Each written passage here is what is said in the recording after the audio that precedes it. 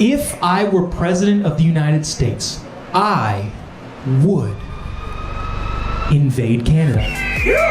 It's not a joke, by the way. I'm dead serious. Well, here's what I would do. I would tell the entire U.S. military to invade Canada, go 20 yards in, and stop. Here's the thing. Nobody's going to get shot. Nobody's going to get killed because Canada wouldn't dare. I think the rest of the world needs a reminder that even though the United States wants peace, we can wipe you off the map if we wanted to. Okay, so during that little rant, I always think it's funny watching some people's faces. At the beginning, you're like, oh, that seems a little extreme. And by the end of it, you're like, hey, I think we should invade Canada. The United States has 220 million metric tons of potash in reserve. You say a lot of silly things, so I'm going to explain something to you. All that potash is under the ground. I know you think you can take your little shovel and your little plastic bucket that you take to the beach to make sandcastles and get it all out, but unfortunately it takes a lot of heavy machinery to get it out of the ground. And not only that, but it actually takes time to get the potash mined, because this isn't fucking Narnia. We have 40 years worth of reserves. It's very short-sighted and silly for a country to only think of food security and sustainability for 40 years. If you mine it all in 40 years and you have nothing, what are you going to do after that? And let's just pretend like we would just take the tariff. The tariff's going to stand. We still need that potash. It is a $3.7 billion export spread out over a $30 trillion economy. The potash that you buy is used to grow corn, and corn is used for animal feed and for ethanol. So that $3 billion industry you're talking about is more like $150 billion.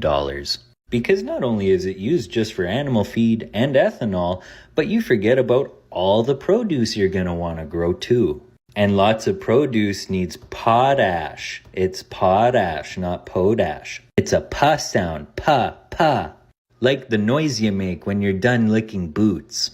I need you in your infinite wisdom to tell me how making potash more expensive for the farmer is going to get you day one cheaper groceries. Because you're a little overdue on that, I think. If we just pay $1 billion in tariffs and you guys pay no cost because we need to get it from you, we can't get it from India or Germany or Russia, who cares? Again, if you make the potash more expensive for the farmer, that's going to affect everything that you get from the farmer. It's very simplistic of you to think that potash is only used for the food that you put in your belly, and not remembering all the beef and chicken that you eat needs food too, and the car food that your car needs to eat. Do you not think that the shipping cost of getting it from somewhere all the way across the world would be more or less than just getting it from your neighbor? That's a lot of writing. Hold on, I'm just gonna get my glasses. All right, here we go. Here's what you're missing.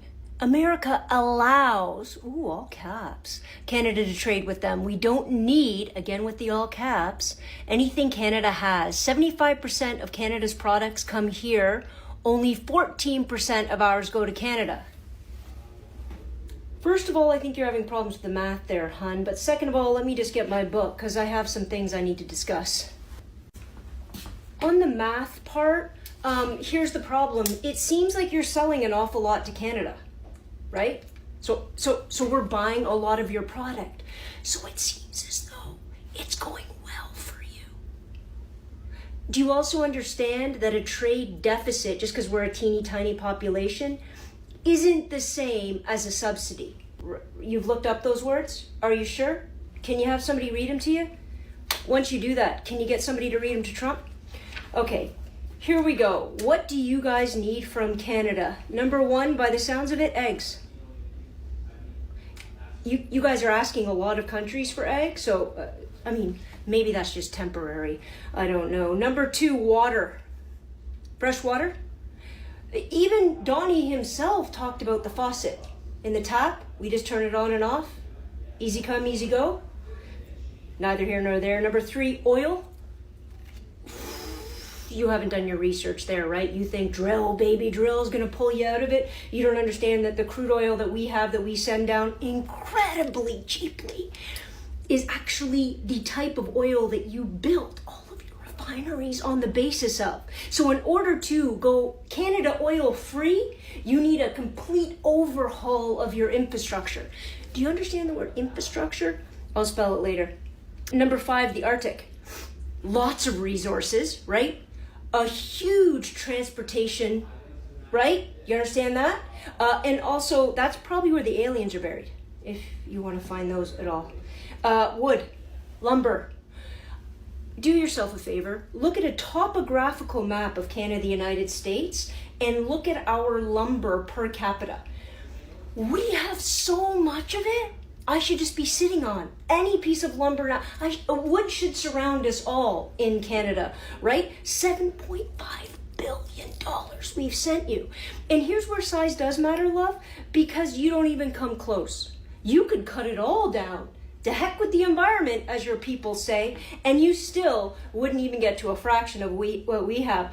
You guys like to talk a lot about you protecting us. Protecting us from who? Who's attacked us? Hold on. Can I hear? No. Oh, no one? No one. But the last time you were attacked, as I recall, 9/11, what did we do? We rallied. We went to Afghanistan to protect, to protect you. Right, because you have the audacity of sticking your nose around the world and then being shocked when they fire back. That was us helping you. Fantastic. Number 8, potash. Do you know what it is? I didn't know what it was until like 3 weeks ago either. But from what I understand, we have a boatload of it. You have next to none. And you need it as fertilizer to actually help your crops grow. I thought RFK was into that, right? Or is he just against the red dye and then everything else is fine? Is Elon going to get something from Mars? You might want to look into that. Also, this is a big one. We owe $350 billion your debt.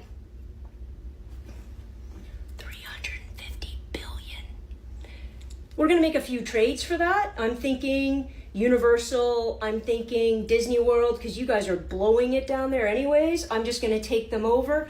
We're going to have a later list of demands, so feel free to inquire about that. And finally, aluminum and I know people say that different. Aluminum and steel. Question. Do you know that you've tried this tariff game on aluminum and steel before? You have. He tried to put 25% on aluminum and steel before. You know what it did? It almost collapsed your industry. Oh, maybe I'm a little worried because the failure of that, the abject, embarrassing failure of that, maybe his inability to acknowledge it isn't just a sign of stupidity and not caring about your actual economic system. Maybe it's a sign of, I don't know, dementia? All the best, love. We don't need Canada. We can get cotton from our own sheep. And we can certainly grow our own potash. You know, wait a minute.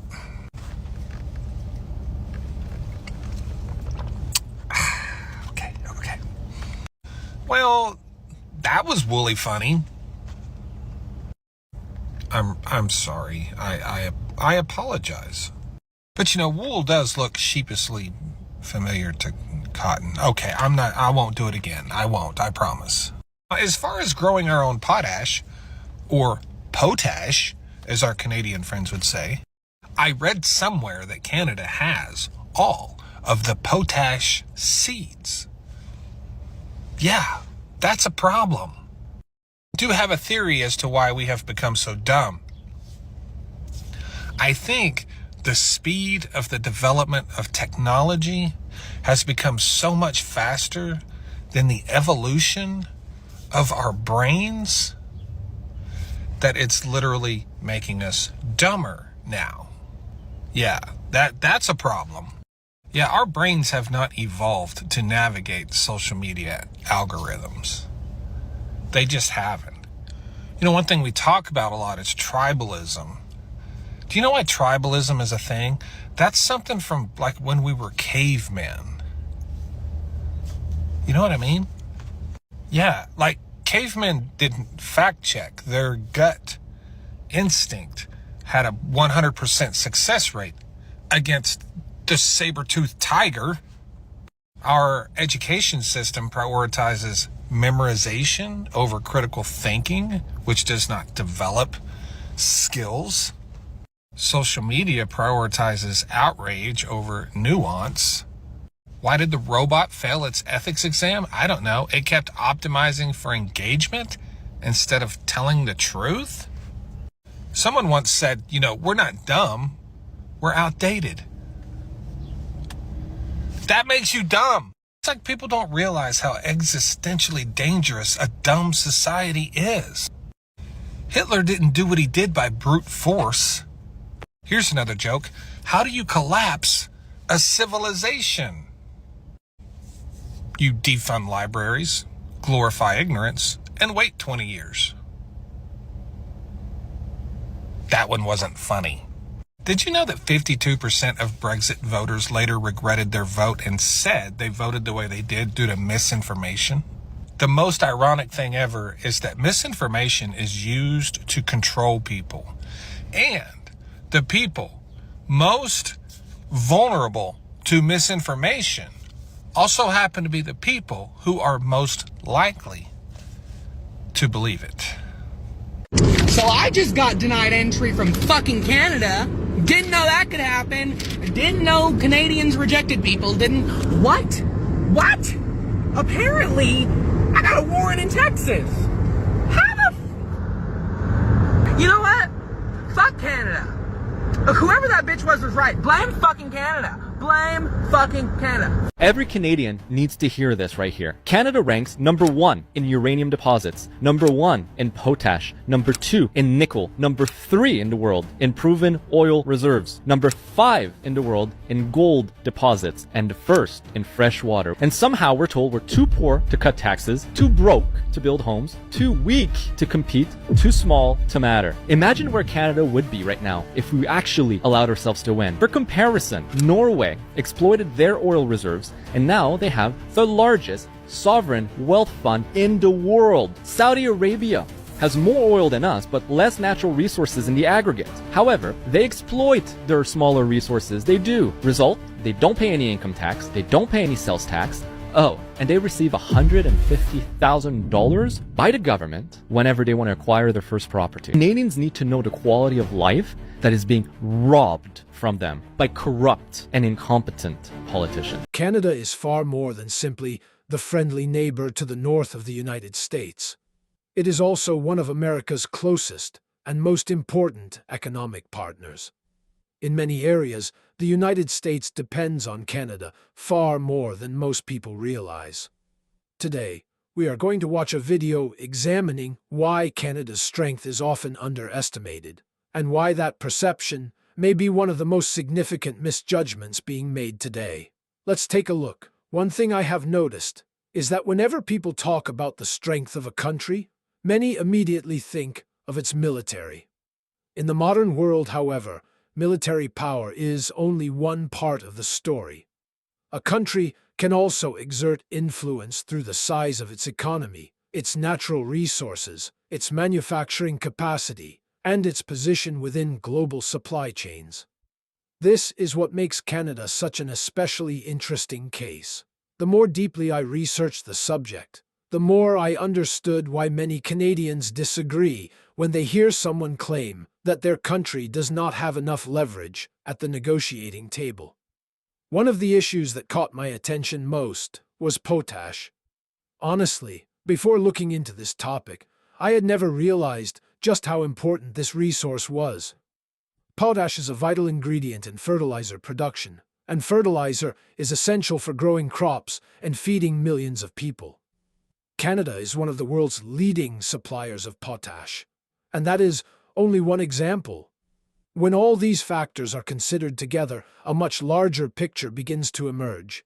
Canada has far more than potash. The country also supplies significant quantities of oil, natural gas, hydroelectricity, uranium, aluminum, lumber, and a wide range of critical minerals. These resources are used in countless products, from automobiles and electronic devices to advanced technologies.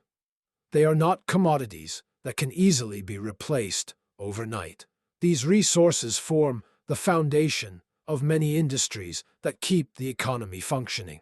For that reason, I believe many people do not fully understand just how closely connected Canada and the United States truly are. This is also why political debates concerning the relationship between the two countries are so noteworthy. In recent years, we have often heard the argument that Canada needs the United States more than the United States needs Canada. However, a closer examination of their trade relationship shows that both countries derive enormous benefits from it. There is no denying that Canada benefits from having access to the vast American market. At the same time, the United States also benefits considerably from Canadian energy, natural resources, agricultural products, and manufactured goods. The two countries maintain one of the largest trading relationships in the world. This is not a one-sided dependency. It is a partnership in which both sides provide essential value. I also believe another common mistake is confusing politeness with weakness. Canada has long been known for conducting itself in a respectful, diplomatic, and calm manner. However, that approach does not mean the country lacks influence. In fact, the countries that draw the least attention to themselves are sometimes the ones holding some of the most important advantages. Power does not always belong to whoever speaks the loudest or attracts the most attention. In many cases, real influence comes from understanding whose resources and products the rest of the world quietly depends upon. After watching this entire video, I have a much clearer understanding of why many Canadians feel frustrated when their country is underestimated. This does not mean that Canada is superior to the United States, nor should this issue be turned into a competition between the two countries. The point is that Canada's contributions are far greater than many people realize. From food supplies, energy and critical minerals, to trade and manufacturing, Canada plays an essential role throughout North America. In my opinion, that role deserves to be recognized fairly. That is why, whenever I hear someone declare that if they became President of the United States, they would send troops to invade Canada, I cannot help but saying that they are overlooking many important factors. Before claiming that Canada has no influence whatsoever, perhaps we should ask a more reasonable question. Could the United States truly accept the consequences of losing all the resources and benefits that Canada currently provides? That is the question I would like everyone to consider and discuss as part of today's reaction. Thank you very much for taking the time to watch. This is Real World History. For those of you who have not yet subscribed to the channel, please consider subscribing so that you do not miss our upcoming content. And to everyone who has continued to support the channel, thank you sincerely for your support.